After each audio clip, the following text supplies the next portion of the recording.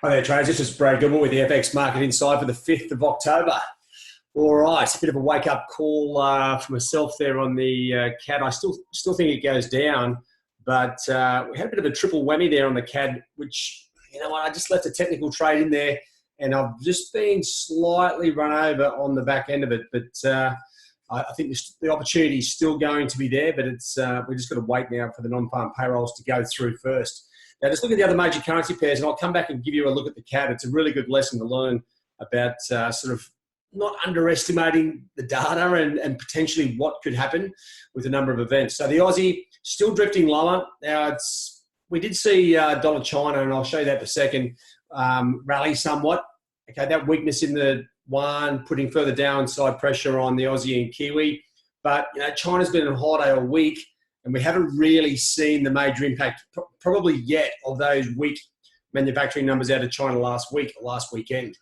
Now, just having a look at the dollar here on, there's a bit of crazy action on the US Treasuries. They're through the roof. And they're a little bit all over the shop. Dollar yen has really stalled, breaking down below the cloud. We'll get some of the Japanese traders selling, but I mean, the overall trend is still up.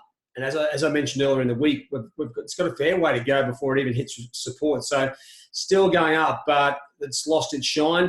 Euro still just sort of cruising to the downside now. The Italian budget national currency thing they've got going at the moment is still sort of simmering. But, you know, overall, it's a bit of a negative for Euro. And just with the strong yields and the strong vibe from the Fed chairman, Euro is still sliding to the downside. That's where I think the Aussie and Kiwi come into play. The fact that the Fed are looking to raise rates, and you know what, the economies down there in Australia and New Zealand aren't going that good. Now, have a look at the major issue here, Brexit. Now, sterling has been there was no sort of news for a couple of days, except for a little bit of negativity around the UK Parliament. And then, so it starts correlating with the other major pairs and with a strong dollar. Now we're starting to see Brexit. This is what can happen.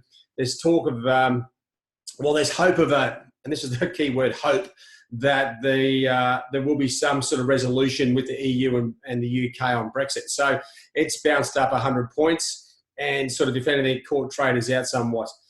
Now, and that's it. That's where we are. Now, I just want to give you a bit of a look here on dollar CAD because it was a bit of a focus. I was just talking to a couple of traders today, and it's where, you know what, you look at the economic numbers. I'll just show you this first.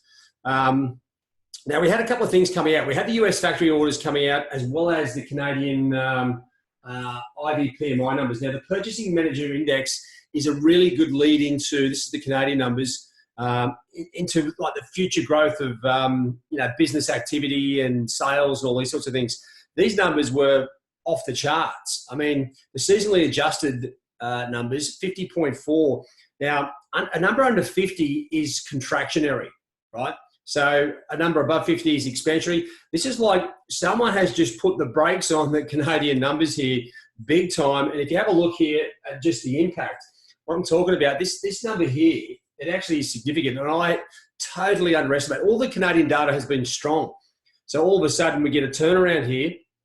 And if I just show you these Canadian IV, the seasonally adjusted ones, have a look at this. So this is the number here, 50.4. The last time it was down here was sort of June 2016, like 2 years ago. That's how bad the brakes are on. So basically, they're looking to raise rates. This could really have a bit of a hiccup.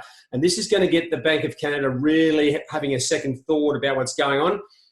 They need a change in the numbers here, as in some other data to combat this. Otherwise, it suggests a major slowdown in the Canadian economy is on the cards. All right, so you come back to the numbers, and then also throw on top of that some slightly stronger factory orders, 2.3%. Slight better revision there as well. So that's a really good thing too. So you got strong dollar, weak, really weak Canadian numbers, and what are we going to get? Well, we're going to get a little bit of a spike in the dollar CAD. Now, still overall, if I just show you the technicals here on dollar CAD, this is what I was really liking the shape of it. Now, inflation has been through the roof in Canada. So to me, they've got to be looking to raise rates. So this is what I was actually looking for, was dollar CAD to slip down, come back, test this resistance line, which it is, and I had a little bit of a too tight a stop. To me, on the weeklies, it's still going down. This is just sideways trading for me, a bit of traffic. You can see where it's the barroom brawl there around that trend line is really coming into play. It's not over yet, but I tell you what, it's at the crossroads, and this is where the non-farm payrolls may come into play as well. And if you have a look here on the, I just come back to the major charts here.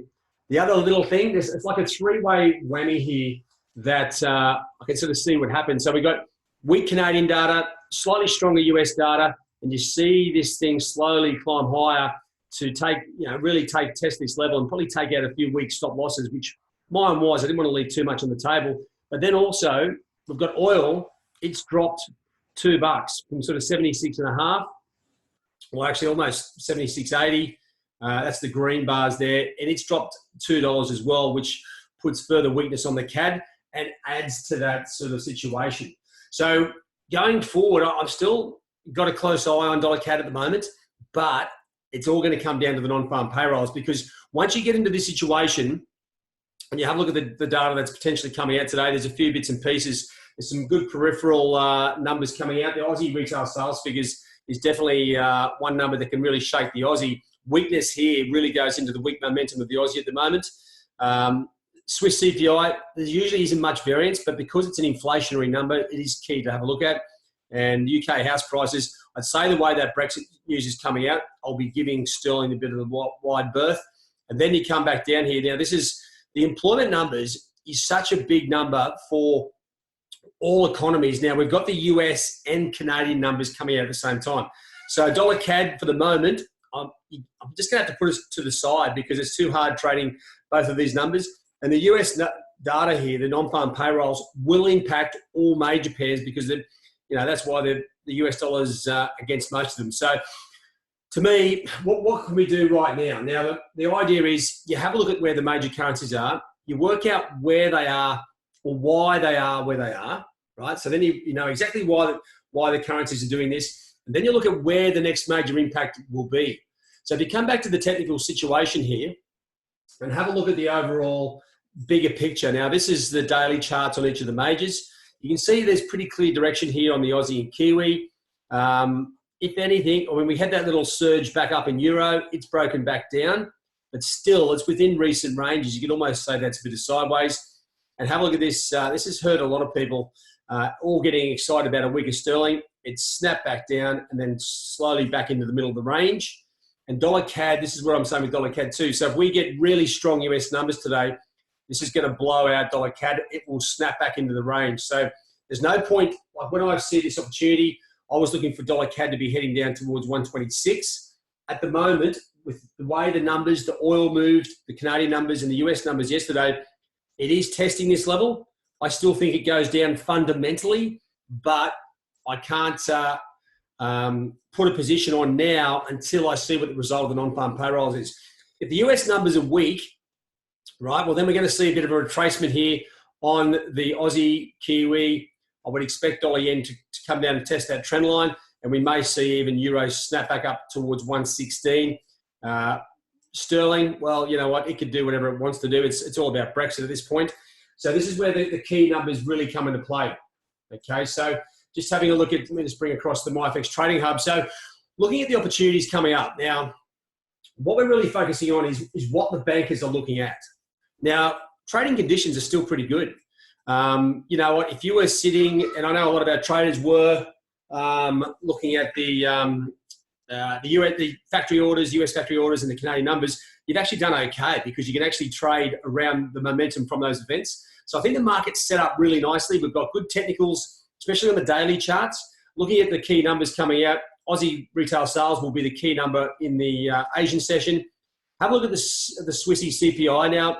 It's a bit of a stretch that we get any activity on the Swiss, but if there is significant variance, that's where that will come into play. Now, as I said, it's a bit far-fetched to get the Swiss CPI numbers doing something weird, but there is an opportunity there.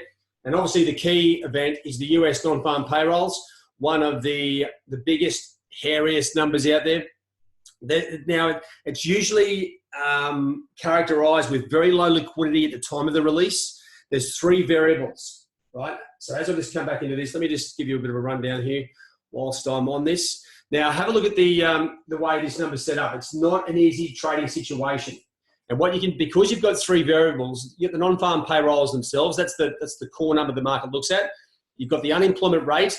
And most importantly as well, the Bank of England and the Fed have been focusing on average earnings, right? That's the core part to, people's wages keeping up with inflation. So there's three variables. What you can generally happen is if these numbers are all out of whack, so say for instance, the non-farm payrolls is a big number and the earnings are down, well then you're going to see a bit of wild trading activity on the currency. So the best thing to do is wait for the numbers to drop. You come back to your major pairs and you work out where the best trend lines are and which ones have clear direction. And this is where you can come back down. Even the daily snapshot will give you a bit of a heads up here where probably almost move that cat into a sideways situation. But we're bearish Aussie, Euro and Kiwi. Now, this is pretty easy. So if all the US numbers are really strong, well, then these pairs will go down with their current momentum. It's a pretty easy trade. But we may see some of these opportunities, and I should just say, if the numbers are strong, well, then you're going to get dollar yen moving topside and dollar Swiss, as well as the dollar index. But then the kooky thing is, if the numbers are really weak, now this is a really big core fundamental release. I don't think it's going to be enough to throw the US dollar out of its current upward bias, but it will be enough to probably snap a few of these opportunities on Euro, Aussie and Kiwi because they're just technically based, okay? The fundamentals in Australia, New Zealand and Euro are pretty much sideways. So there's a chance here for a reversal on this number. And that's why the market generally stands back and waits for these numbers to come out. All right, it makes a bit of sense. And so actually, but leading up into that, I would be really focusing closely on the Aussie. These retail sales figures are it's a big number and they're very raw. So you get a big drop off in retail sales or strengthen that number, it usually does have a pretty good impact on the Aussie dollar. But once again, it's about lining up all the situations, all the ducks. If you look at the Aussie, well, it's at the moment, it's just going one way. So, which is a good thing. So what you need is for it to come back and rally to the top side, you're going to need a retail sales number that is much, much stronger than forecast. Okay, and that's, or if it's weak, well then you can get short and probably just have a stop loss above 70, sort of 90, where the high was sort of yesterday, or 71 the figure. And that could be a pretty good opportunity to run into the close of trading on Friday. Obviously, you're not going to be running any positions, well, I won't be running any positions into the non-farm payrolls. That is just downright gambling. And that's where we are. So just coming back across here, have a look at the US dollar. Now, the dollar itself, it hasn't really done a hell of a lot yesterday. If anything, we're still trading the top side.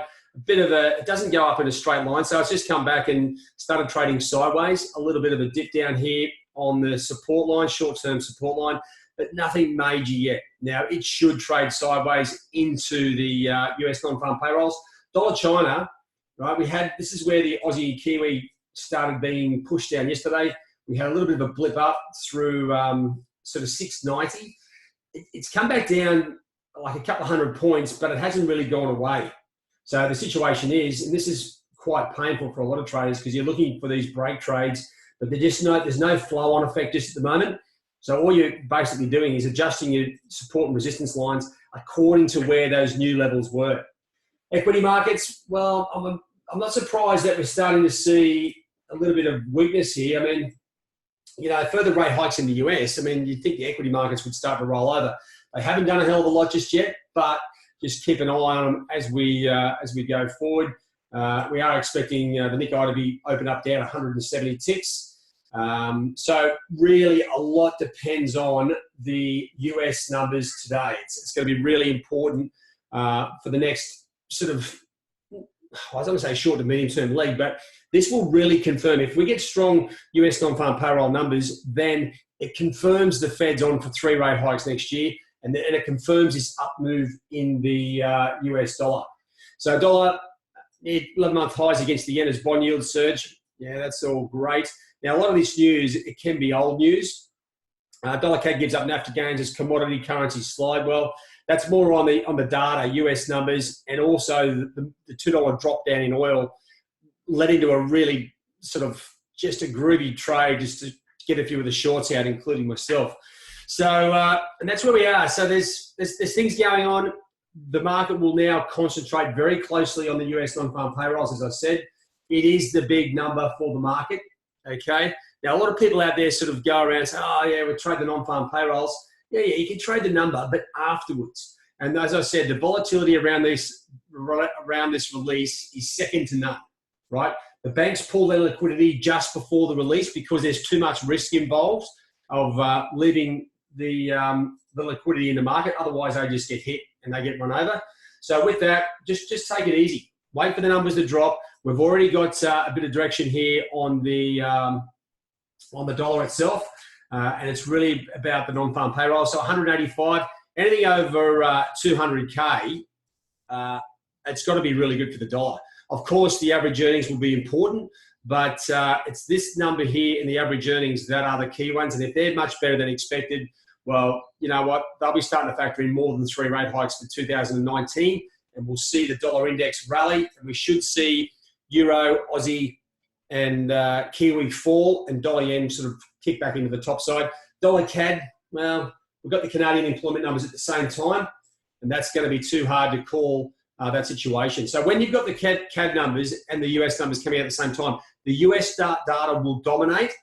But say, for instance, we get weak US numbers and strong Canadian numbers, well, then dollar CAD can have a 200-point move, right? But it's very hard to get into the trade because you've got no liquidity in the US dollar, and then the CAD's whipping around all over the place. You can get a great trade, but it's very hard to get into the damn thing. All right, and that's where we are, guys. So it's a bit of activity in the Asian session with the Aussie retail sales. We've got